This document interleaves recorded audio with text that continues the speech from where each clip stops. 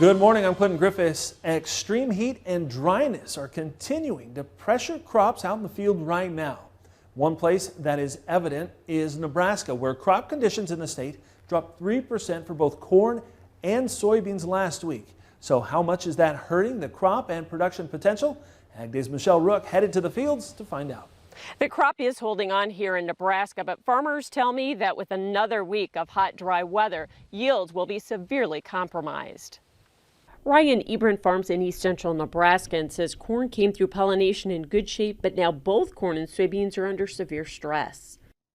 Look how deep you gotta go. We haven't had rain now for quite some time. If we have, it's been very spotty where we've gotten it. The heat keeps rising around here. I mean, this week we're close to 100 pretty much every day.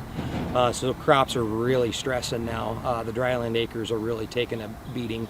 And irrigated corn is taking nearly 1/3 of an inch of water daily. So the weather is trimming yields, especially off the record levels in 2021. I know that the top end yield that we were shooting for, we probably won't reach now. You know, a full week of no rain and temperatures at 100 or 100 plus, that's going to take it 20% at least. Last year he had 83 bushel beans, but this year will be well below that unless the weather turns in August. On the bean side of things, I'd say if we don't get any rain in August, there's going to be at least a 50 to 60% hit, if not a total, almost total loss on some of it. Agronomist Bruce Battles says with the late planting, the crop is behind, so it's a critical week for the physiological stage of row crops.